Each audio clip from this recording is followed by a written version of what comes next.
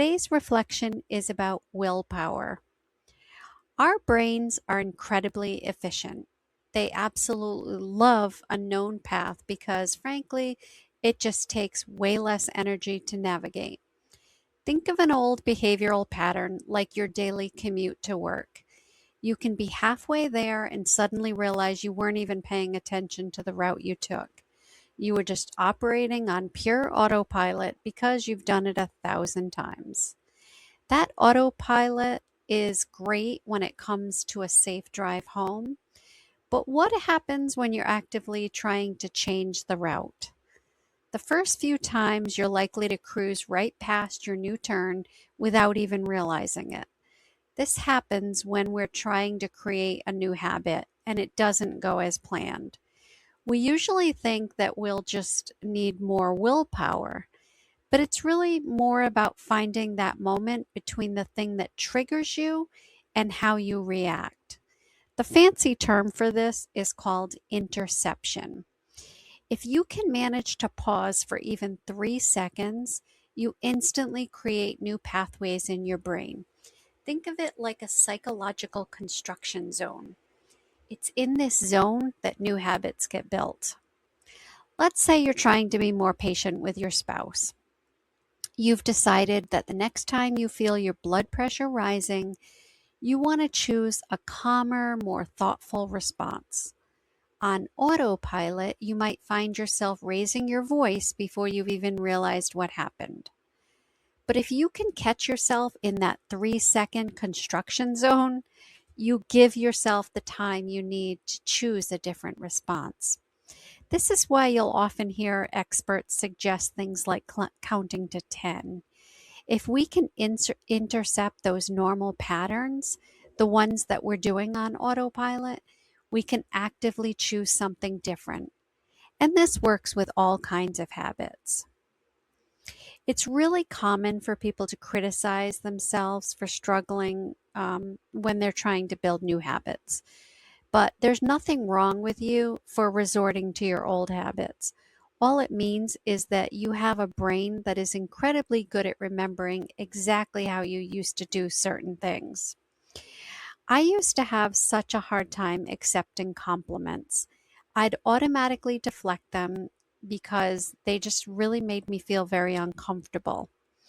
But as I sat with that, I realized why they made me uncomfortable. A part of me didn't feel like I really deserved them.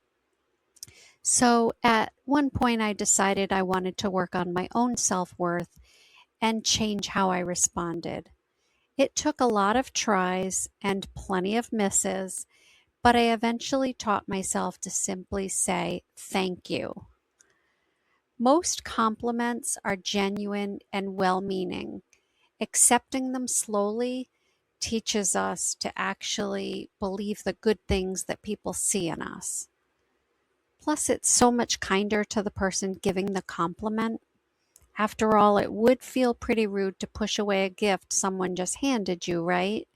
A compliment is no different.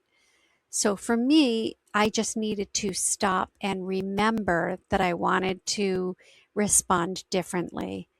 So instead of just, automatically dismissing the compliment or disagreeing with them, I actually just had to stop, pause, and remember, oh, I just want to accept this politely. So then I would say thank you. So, how does this show up in your own life? Think about your go to stress response. When anxiety kicks in or you're feeling really stressed about something, do you immediately reach for something sweet? That is just a pattern. You've literally taught yourself to have a cookie when you feel stressed. The next time you feel that urge hit, try your own 3 second pivot. Give yourself just one deep, conscious breath before you make your next move. Something that worked for me when I was trying to overcome binge eating in the past was that I would stop for 3 seconds and then ask myself, how will I feel if I make this choice? So, for example, if I was craving the cookie, I would stop and ask myself, how will I feel if I eat this cookie?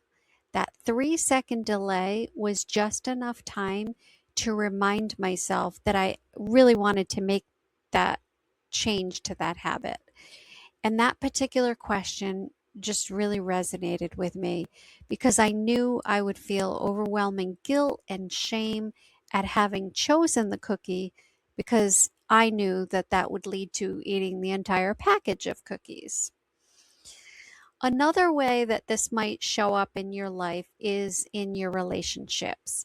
Perhaps you and a loved one just keep having the same exact argument over and over again.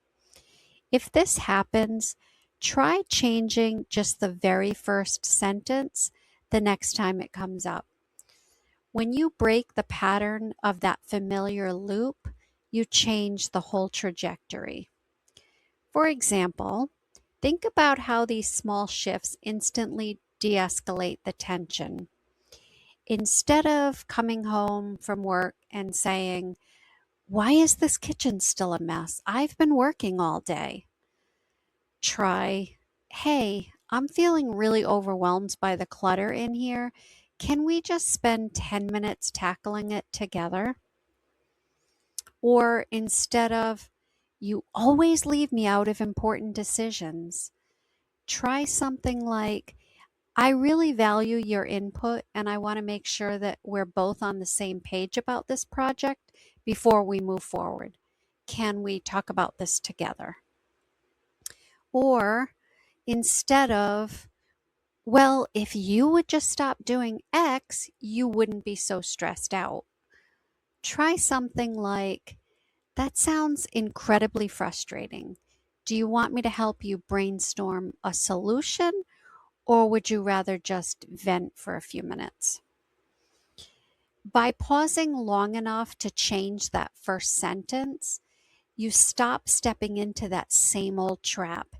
You give yourself the time to set the tone and the opportunity to have an entirely different conversation. It breaks the loop before it even starts. So I hope you found this helpful. Please give one of these a try this week and see if, maybe you have some luck with it.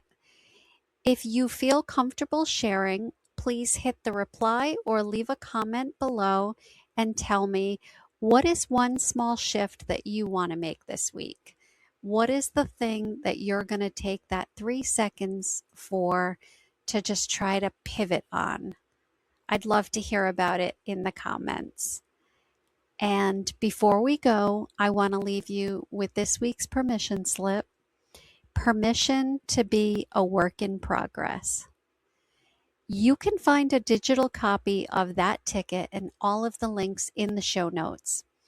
And if you want to become the author of your own life, head over to my Substack to join our community and get your own free ebook. All subscribers receive a link to my ebook, The Author of My Own Life, which contains 365 journal prompts to guide you through a year-long journey of self-discovery and intention. Start your journey today.